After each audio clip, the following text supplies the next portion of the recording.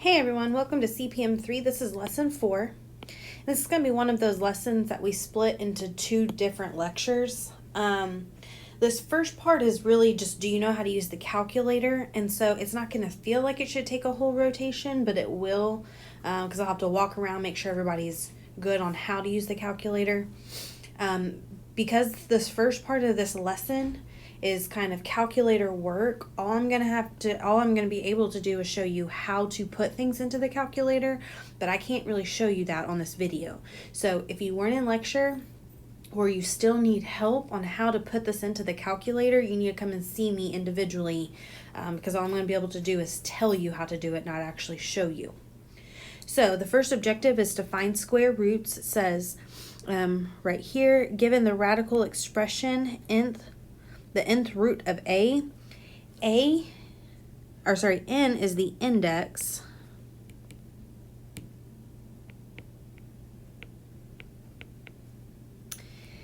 and a is the radicand. And it says, if the radical has no number where the index should be, the index is understood to be 2. Okay, so I'm actually going to highlight that right here. If the radical has no number where the index should be, it is understood to be a 2. So you see from these two diagrams, you have the index is that small number. You have the radical signs right here in green. The radicand's under that radical sign, and this whole thing is considered a radical. Over here, again, it doesn't show an index, so it's known to be a 2 right here. So if you don't see a number, it's an understood 2.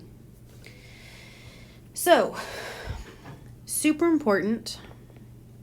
The opposite of squaring a number is taking the square root of a number. Okay, so those are your opposite operations. So just like addition and subtraction are opposite of multiplication is division, opposite of squaring a number is taking the square root of it, or vice versa, the opposite of square rooting a number is to square it. So it says, for example, 5 squared equals 25 because the square root of 25 equals 5.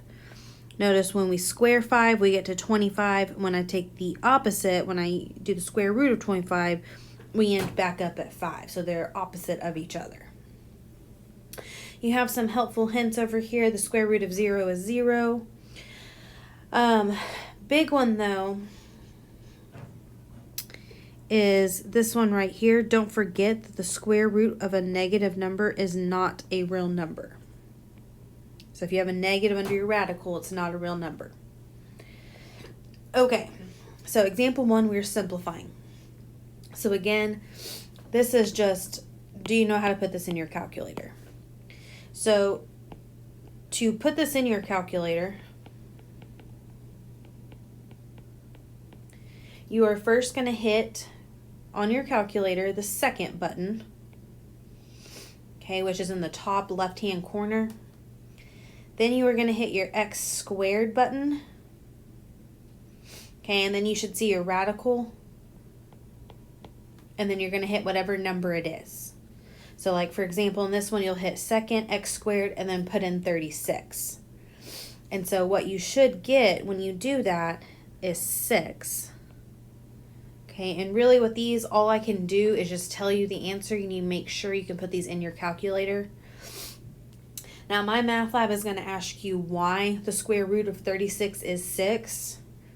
And so you're going to be putting in my math lab, the reason that the square root of 36 is 6 is because 6 squared equals 36. Okay, that works backwards. The square root of 961 is 31. Why? Because 31 squared equals 961. The square root of 3,249 is 57. Okay, and I'm going to stop doing the becauses. I mean, you get it, right? Because 57 squared equals. This one is 0.5. Now, these two are very close, E and F. If you put this in your calculator exactly the way it looks, you'll hit your negative sign first, then you'll hit second x squared, then your number. It comes out to negative 10. Okay, and the reason is, if this negative wasn't here, the square root of 100 is 10, and then that negative just kind of follows you down. Now, when this is under the radical, this is your not a real number.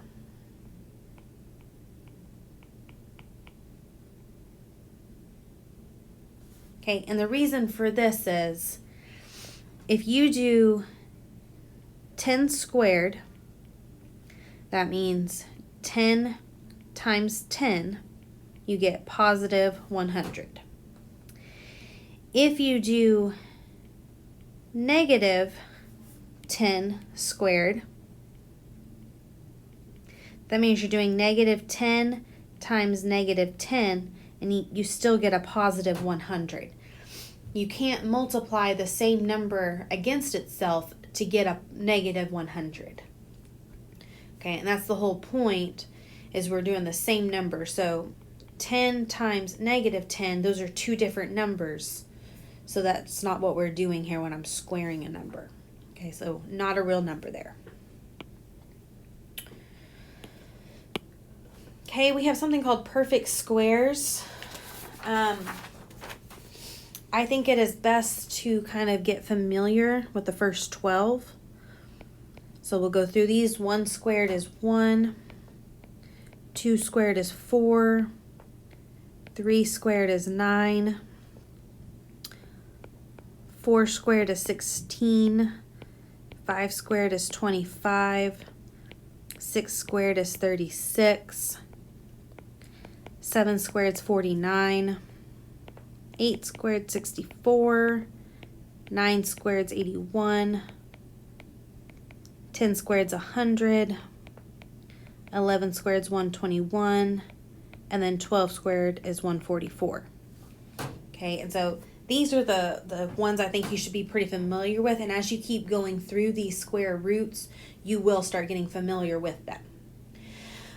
Of course, it doesn't stop at 12 squared, right? We can go to 13 squared, 14, 15, as many as we want squared. Any of those are considered perfect squares. However, so like if I take the square root of 1, it's 1. Square root of 4, it's 2. Square root of 9, it's 3. But what happens if I have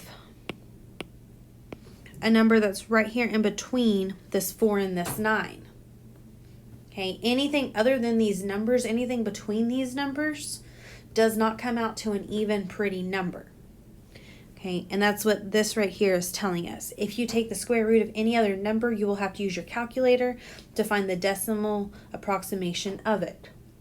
So example 2, use your calculator to approximate. We're going to round to the nearest thousandth, which is 3 decimal places. Okay, so you're putting this in the exact same way. You're hitting second, x squared, and then whatever number it is.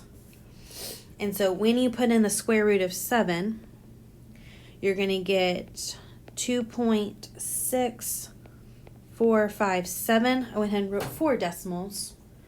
We need to kind of review on how to round here. When I want to round to the third one, okay, and in this case my 5 is the third one, you need to look at the number behind it. Because that 7 is bigger than 5, we're rounding that 5 up. So this becomes about 2.646. When you put in the square root of 20 into your calculator, we get 4.4721. This 2 is in the third decimal place. It's in the thousandth. Look at the number behind it. Because that is less, 4 or less, that 2 is going to stay the same. So I get 4.472. And then when you put in the square root of 47, we get 6.8556. The second 5 is in your third decimal place. Look at the number behind it. Because that is 5 or bigger, it rounds up to a 6.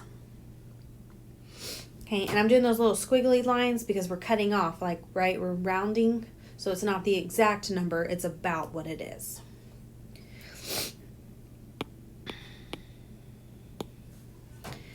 Okay, so just like the opposite operation of squaring a number is to take the square root of a number,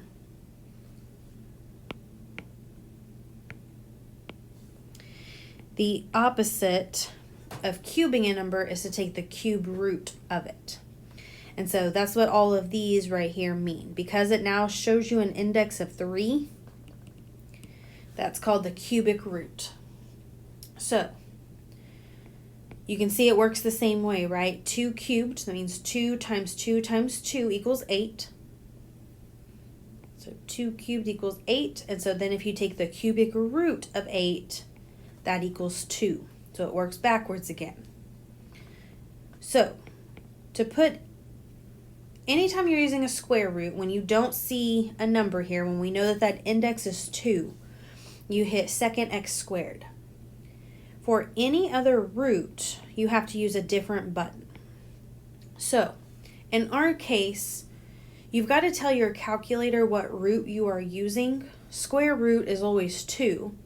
But now if you go to the third root, the fourth root, fifth root, so on, you have to specifically tell it the root.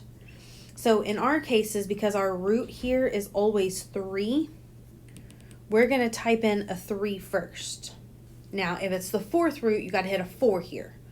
Okay, so this is whatever root you are using, whatever your index is. So then you'll hit second, and then you'll hit this arrow looking button. It's called a caret key. I don't know who named it a caret key. Okay, but it looks like a little arrow up button. And let me look at my calculator real quick. I believe it's like right under. It's not the right kind of calculator. I don't have the calculator on me, but I think it's either right under or right above your x squared button. And then you'll hit whatever number's under that radical. So when you put it in your calculator, what you're going to see is a giant 3, but then you'll see the x, radical, and then whatever your number is. Whenever they have this x right here, that means we're putting in a root, and whatever's that number in front of it, that's that root that goes there. Okay, so because it has x then radical, you have to tell your calculator what root you're putting in, what index you have. Okay, so this is going to be, again, follow those instructions on your calculator, and then check your answers with mine. And if you aren't getting the same answers, then you need to come talk to me. Okay, I can only kind of give you the instructions, but I can't really show you what to do. Okay, so on these first 3, you should get 4, 5, and 7. The cubic root of 64 is 4. Why? Because 4 cubed equals 64. Why is the cubic root of 125 5? Because 5 cubed is 125. Then we have the cubic root of 343 is 7. I'm not going to write it, but why? Because 7 cubed is 343.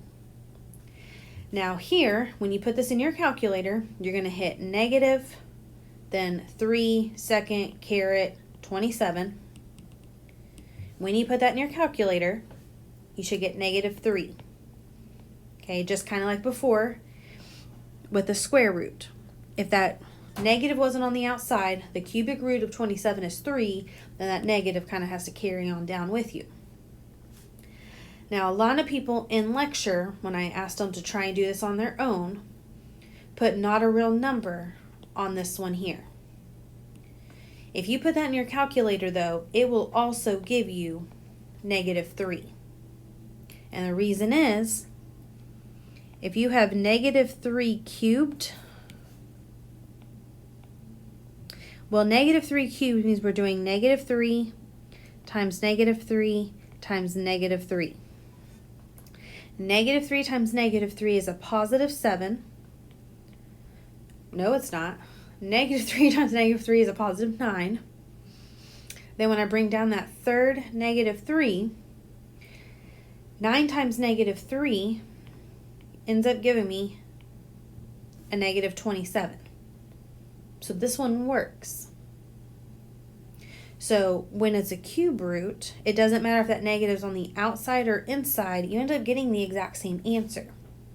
So what is different between this one being okay having a negative under the radical and the other one not being okay under the radical?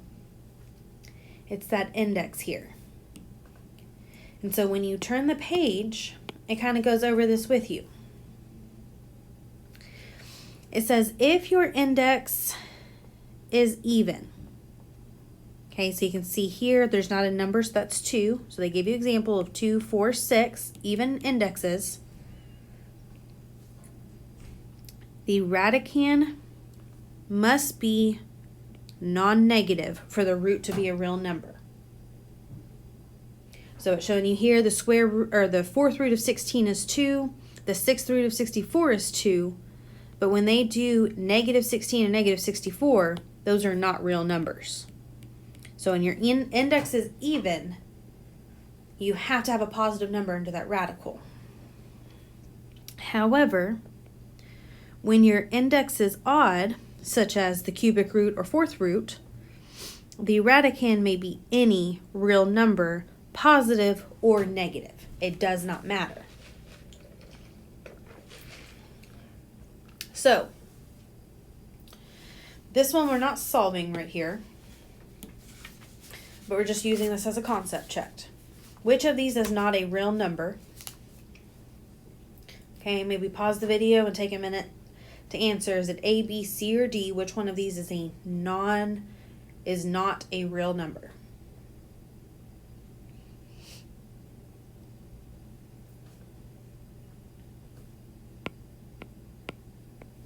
Hopefully you answered B. So, most people were good on A and C because this is odd and because this is odd. Those are easily right here, and this one, it can be any number, so it doesn't matter that's negative under it. Some people have a question about D because what's your index on D? Your index on D is a 2. So why, when I have an even index, is it okay to have that -15 under that radical? Well, if you simplify under that radical first, -15 squared, that's negative times negative, that becomes a positive 225, which is then 15. Okay, so that's why D is okay with that negative, because it's in parentheses. When you square your -15, you get a positive number under that radical. Okay. All right, so this is more example 4, simplify. Now we're just doing different roots. So now you have the 4th root, the 5th root. We've got a square root here, 4th root, and cubic root. So when you are solving these, or when you're putting these in your calculator, you are using these instructions here. You're just changing whatever that number is out front. So when it's the 4th root, you're doing 4 second caret and then whatever your number is. So this is another one. I can't show you it. Just practice it in your calculator. You should get 3, because 3 to the 4th power is 81. Is it okay to have this negative under that radical? Yes, because that index is odd. So put 5 second caret -434. You should get -3. Why? Because -3 cubed, or -3 to the 5th. And on my math lab, when you get a negative, it will make you put that in parentheses. So just a heads up there. Now when you go to C, you could do that second caret for square roots. You'd hit 2 second caret, but you don't need the second caret for a square root. We have a button specifically for square root, so just hit second x squared. You should get -5 here. Because this is even, this is not a real number. And if you don't memorize that when this is even, you can't have a negative number into that radical, put it in your calculator. It will say domain error. If you get domain error, that lets you know that's not a real number. And then lastly, because this is odd, we'll get -2. Okay, and again, when you put this in my math lab, you got to say because -2 in parentheses cubed equals 8.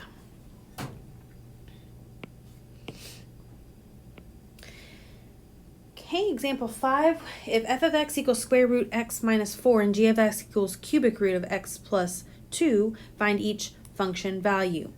So we've got f of 8, f of 6, g of -1, and g of 1. Remember, they are replacing these x's with these numbers here. And so this is just another way of saying that your x equals these numbers.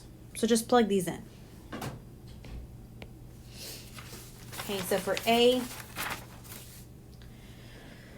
we have f of 8 equals the square root of 8 minus 4. I'm just replacing this x with what they tell me to replace it with. So simplify. 8 minus 4 is 4. Now, this is a common mistake that you guys will just say 8 minus 4 is 4. That's your answer. We haven't used that square root yet, though, so that square root needs to come down. And now, the square root of 4 is 2. Okay, B is the same thing. We've got f of 6. So, I maybe should have said this, but hopefully it's kind of, we get it. Because it says f of 8 and f of 6, I'm using my f of x function. Okay, so just making sure we're good on that. So it's x minus 4. My x is now 6. So we've got 6 minus 4. 6 minus 4 is 2. But again, we're not done because we need to bring down that square root with it. And now this one is not a perfect square. So put that in your calculator. You're going to hit second x squared 2. And let's round to 4 decimal places since that's what we did on that other page. And so when you round to 4 decimal places, you should get 1.414. Okay, so now C is now g of -1.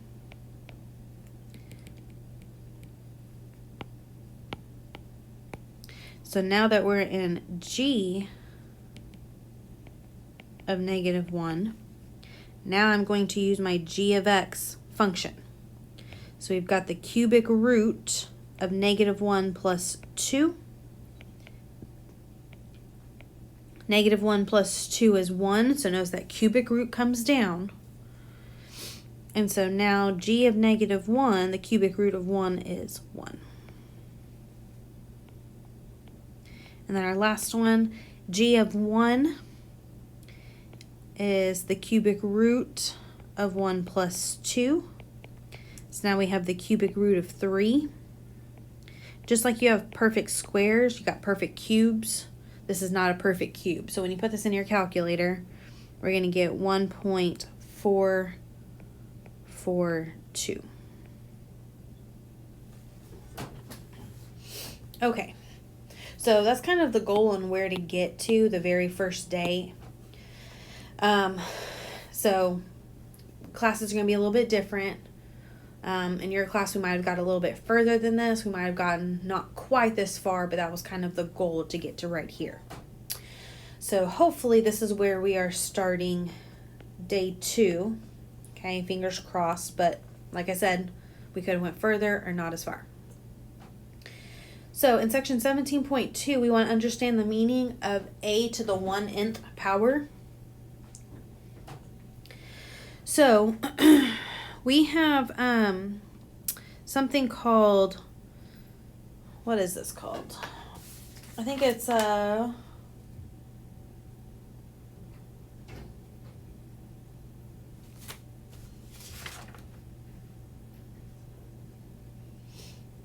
think this is called exponential notation. I don't see it on anywhere. Okay, this is considered your exponential notation with your radicals. And I want to take it from this to actually like radical form. Okay, or radical notation. So we have a to the 1/n power. If you notice, this n just kind of comes around and it becomes the index of your radical. And technically, this 1, whatever the top of your fraction is, stays. This is 1 to, or a to the first power, but we don't really need that. Okay.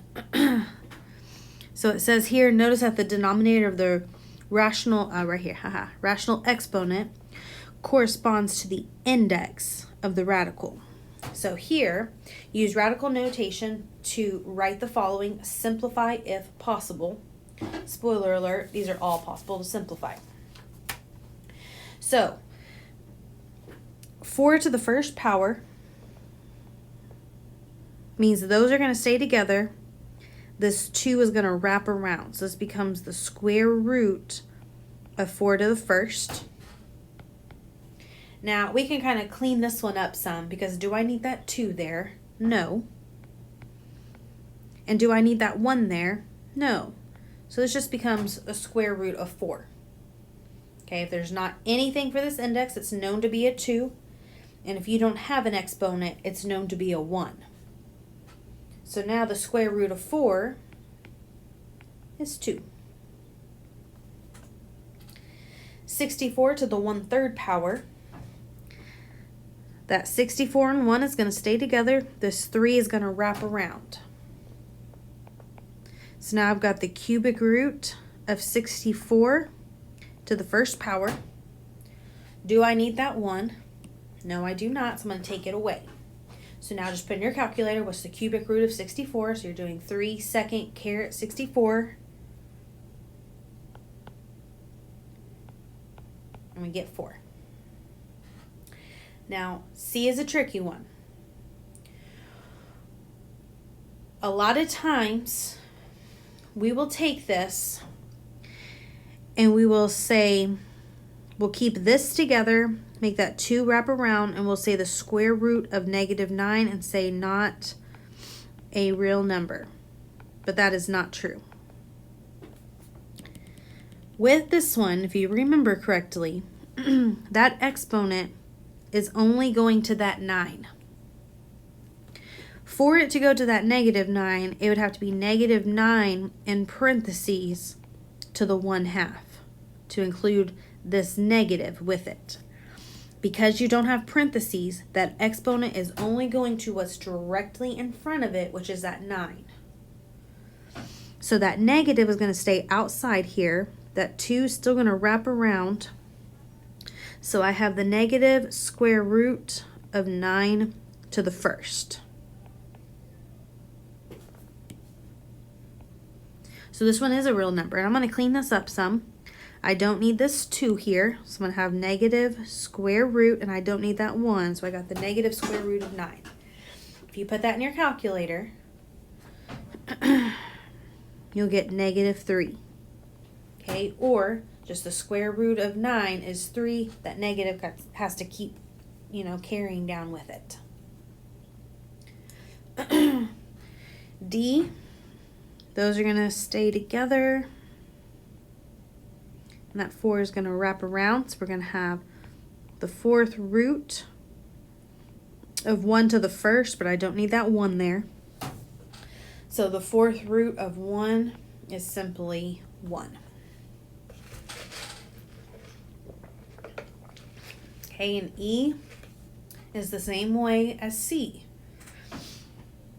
This one doesn't really matter, to be honest, if you make the mistake because of the 3rd power or the 3rd root, but still same concept. That exponent is only going to this positive 1,000. So this negative is going to stay outside. We'll have the cubic root, since that's going to wrap around here. The cubic root of 1,000. Put that in your calculator. But the cubic root of 1,000 is 10, and then that negative has to carry on down.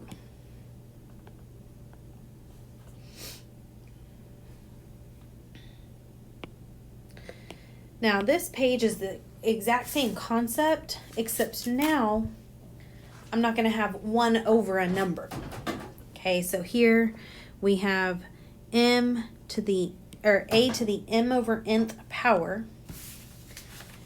So same concepts.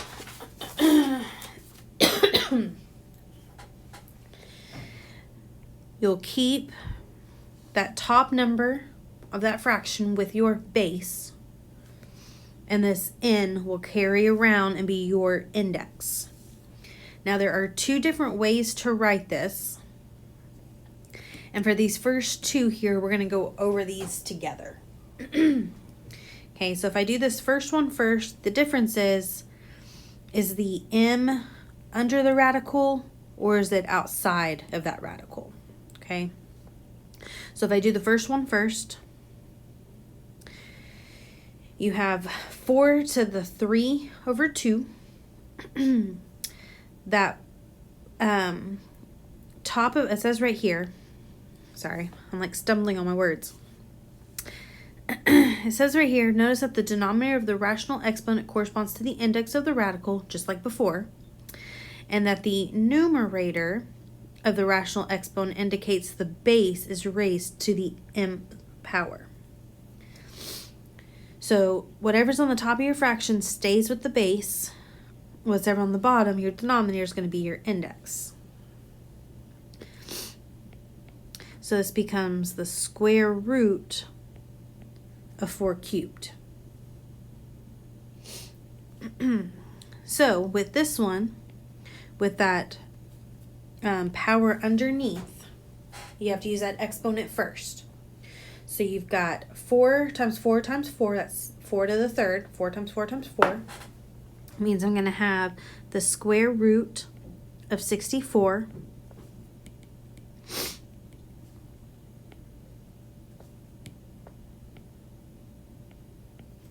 okay, and just like before, I don't need to carry that 2 down, because if I don't have a number there, there's a known 2 there. And now the square root of 64 is a perfect square. That's going to be 8. Okay, so that's one way to write this. Let's use that second way. So the second way says that exponent's going to go outside of that radical. So it's still going to look almost the exact same as this. We're still going to have the square root of 4, but now it's going to be to the third power out here. So it has it in parentheses, okay, and you could use them or not, but we're going to use that radical first. So now I have the square root of 4, which is 2. Bring down your exponent. And now 2 cubed, 2 times 2 times 2 is 8. This is the second way. So you get the same thing no matter which of these 2 that you use. We're going to try B the same way.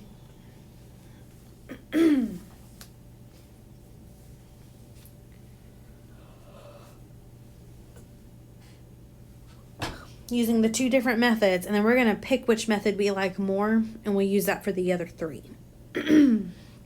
So with B, we've got negative 16 to the 3/4 power. Be careful with this one again.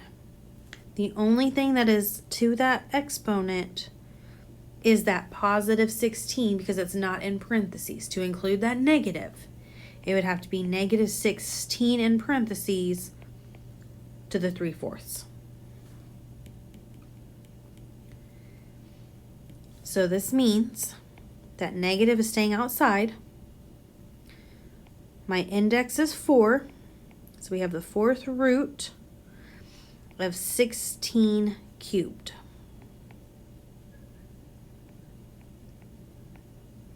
We'll put 16 cubed in your calculator. 16 times 16 times 16 is 4,096. And now the fourth root of 496 is 8, and then that negative needs to come down with it. Okay, let's try the second method. Second method says I have negative fourth root of 16 still, but now that 3 is on the outside. Negative comes down. The fourth root of 16 is 2. And 2 cubed is 8. So you're going to get the same thing no matter which method you use, right? Which one of these do you like better? If you kind of compare these, the first way I got 64 and I got 4,096 versus the second way we got a 2. Either of these are perfectly fine, but I will tell you right now, from here on out, I will use this method here because you get much smaller numbers, which I think makes it easier.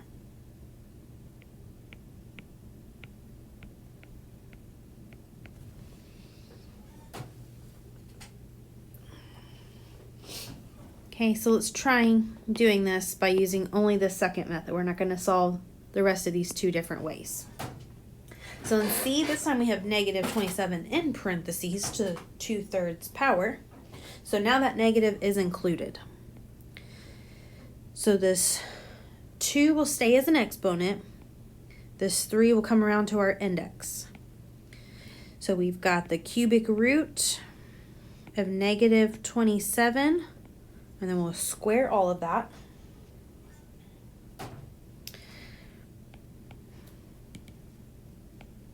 So the cubic root of negative 27 is negative 3. And negative 3 squared, which is negative 3 times negative 3, is a positive 9. Okay, on D, 81 to the 3/4 power. That 3 is going to stay as an exponent. That 4 is going to wrap around as the index. So I've got the fourth root of 81, and then we'll cube the whole thing. So the fourth root of 81 is 3. And 3 cubed, 3 times 3 times 3, is 27. Now E, I did a little bit of a typo there, because if you notice, E is the exact same as B. So let's just pretend that negative 16 was in parentheses.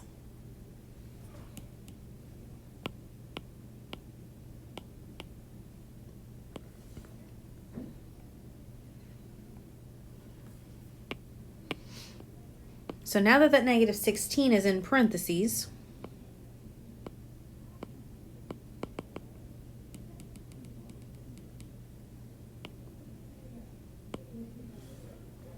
now that 3 goes to that negative as well.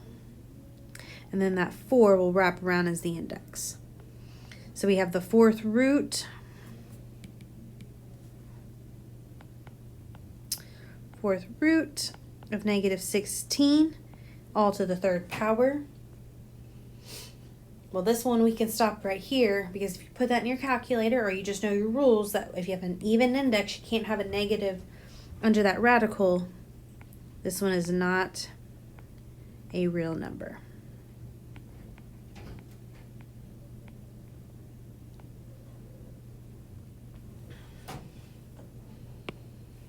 All right, and then last page here. It says, in this section, we present techniques to solve equations containing radical equations. So we have 4 steps to solve a radical equation, but this 3rd step here we will actually never ever use.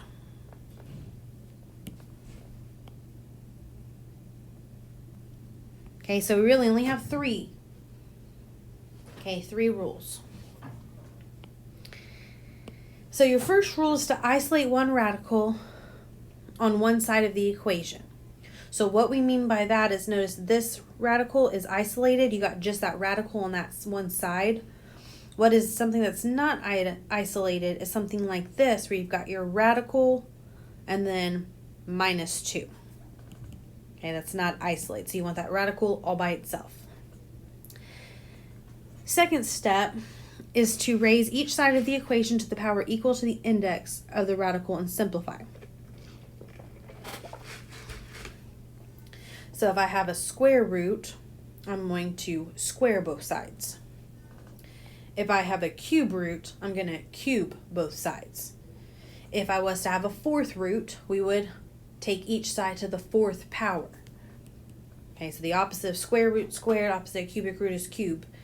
You're raising each side to that power of whatever you have as an index. We're skipping step 3. Now step 4 says to check all proposed solutions in the original equation.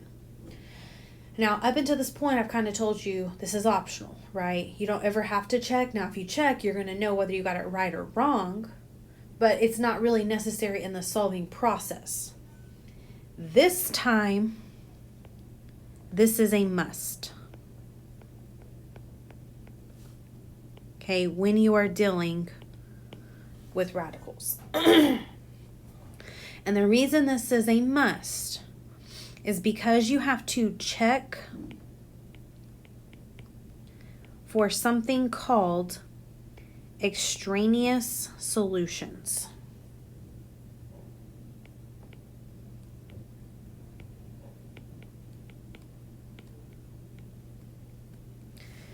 And I can explain to you what that is, but it's actually a little bit easier if I just kind of show you an example. So we'll come back to that when we have an extraneous solution. So let's jump on in. Example 8 says to solve. So on A, we got the square root of 3x equals 9. So is my radical isolated? Yes, that's all by itself. So then let's raise each side of the equation equal to the index and simplify. So the opposite of squaring something is to take the square root. So I am squaring this whole side.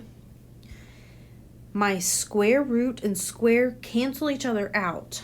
And so now all I am left with is 3x. So after you square that side, when your radical is isolated, now all you're left with is what's under that radical. But what I do to one side, we have to what? We have to do to the other. So now I'm doing 9 squared. 9 times 9 is 81. So now solve, we're going to divide both sides by 3.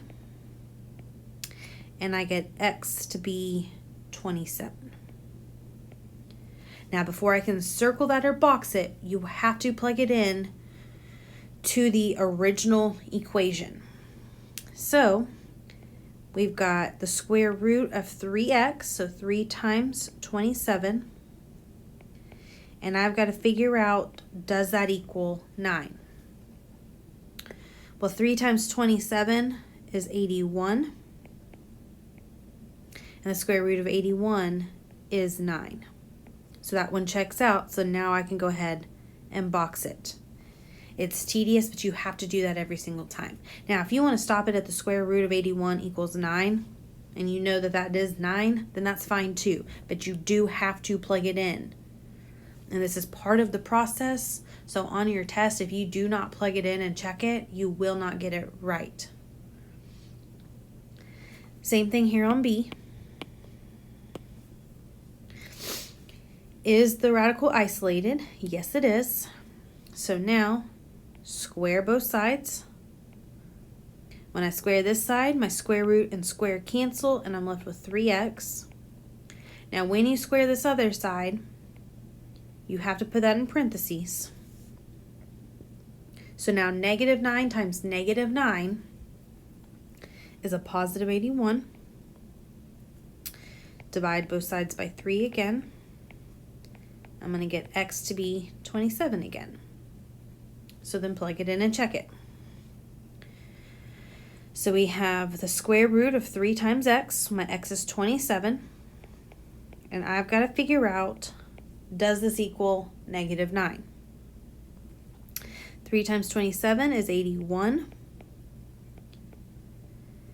The square root of 81 is 9. Does 9 equal negative 9? No, it does not. So this one here is actually no solution. This is your extraneous solution.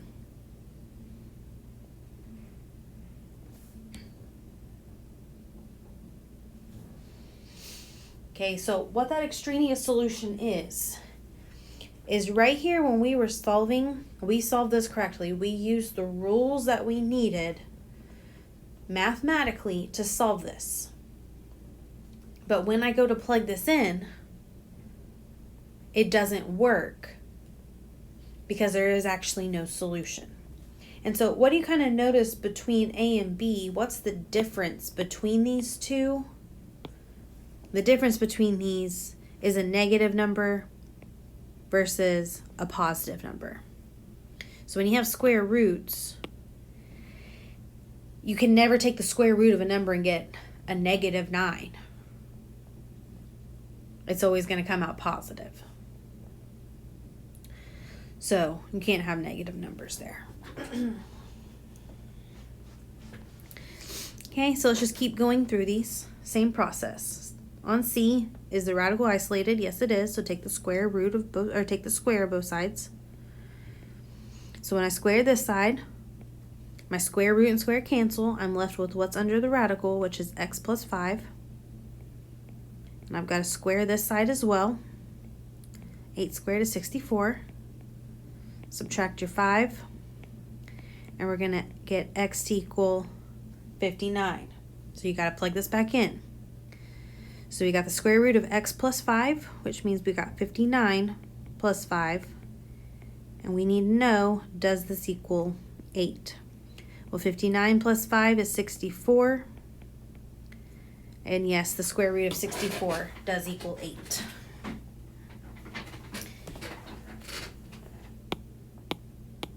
D, same thing. Is your radical isolated? Yes, it is.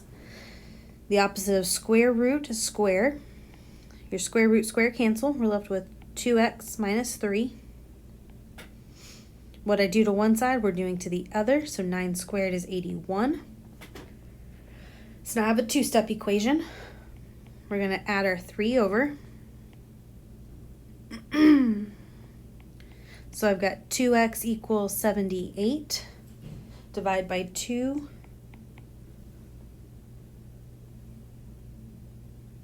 Nope, I subtracted, didn't I? Sorry. 81 plus 3. Let's try 84. So then divide by 2 to get 42.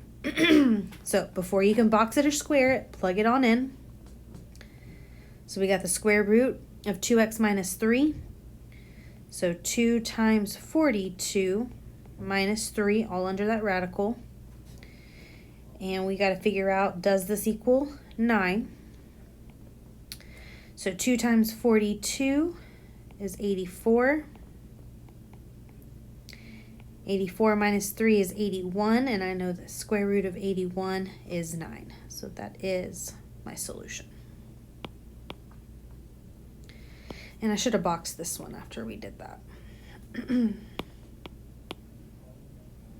Okay. E is your radical isolated. Yes, it is. So the opposite of square root is to square. Square root, square cancel. We're left with 3x minus 5 equals. Square this side. You got to put that in parentheses. So now it's negative 7 times negative 7, which is 49.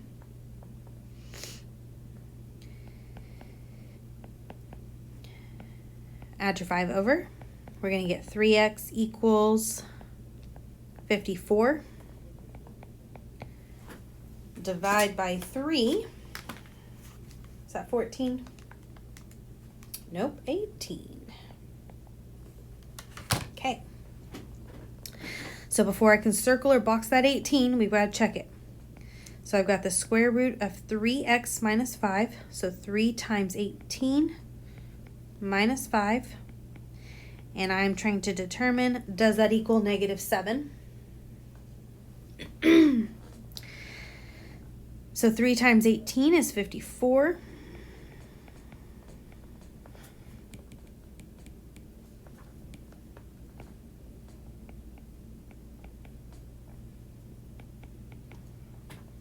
(54 minus 5 is 49. And I know that the square root of 49 is +7, not -7. So this is a no solution.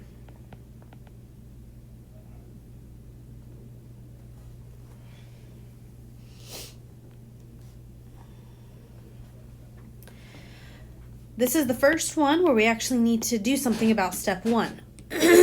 Wants to know, isolate the radical. And is this radical isolated? It is not. So how do you get that radical isolated? How do you move this -2 over? We've got to add it over. So I've got the square root of 3x plus 1. And now that equals 2. And so now I can square both sides, now that that radical is isolated. So I'll square this side and square this side. My square and square root cancel. We're left with 3x plus 1. 2 squared is 4. I'm running out of room a little bit, so you've got to subtract your 1 over.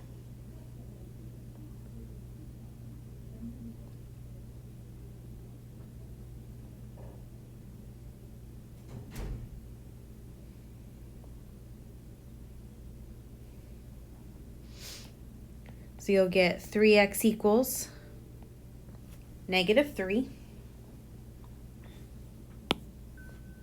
Divide by 3 to get x equals -1. Now before I can circle or box that, we've got to check it. And you're checking it into the original. Into the original, we've got the square root of 3 times x, which is -1, plus 1, minus 2 on the outside, and I've got to figure out, does this equal 0? And I messed up, didn't I, guys? I'm so sorry. Right here, when we minus 1, that's going to be a +3. So 3 divided by 3 is a +1. Sorry.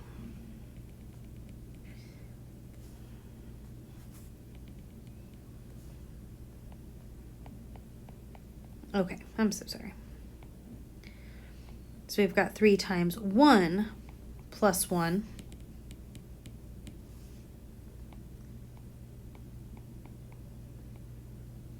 Minus 2 on the outside. And we've got to figure out, does this equal 0? 3 times 1 is 3. So we're going to have 3 plus 1 minus 2 on the outside. 3 plus 1 is 4. Square root of 4 is 2. And I know 2 minus 2 is 0. So x does equal 1.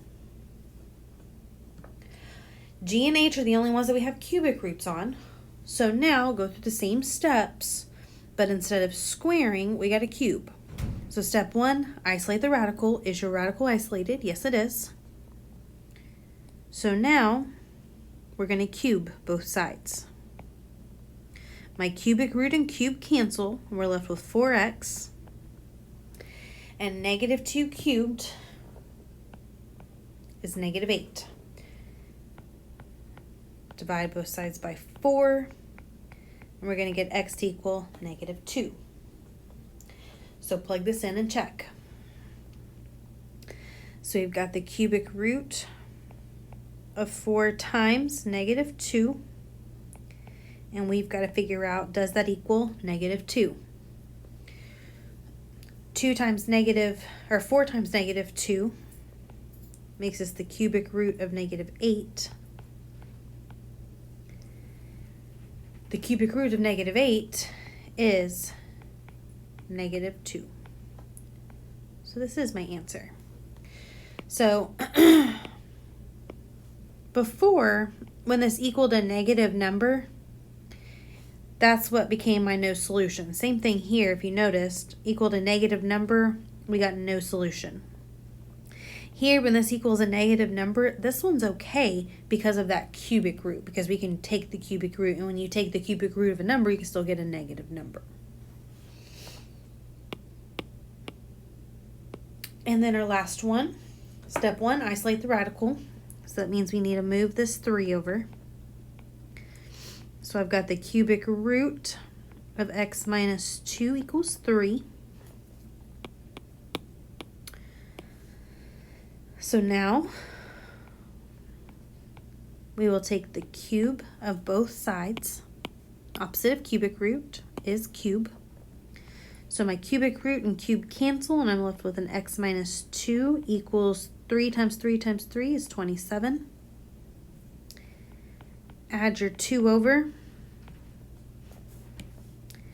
and I get x equals 29.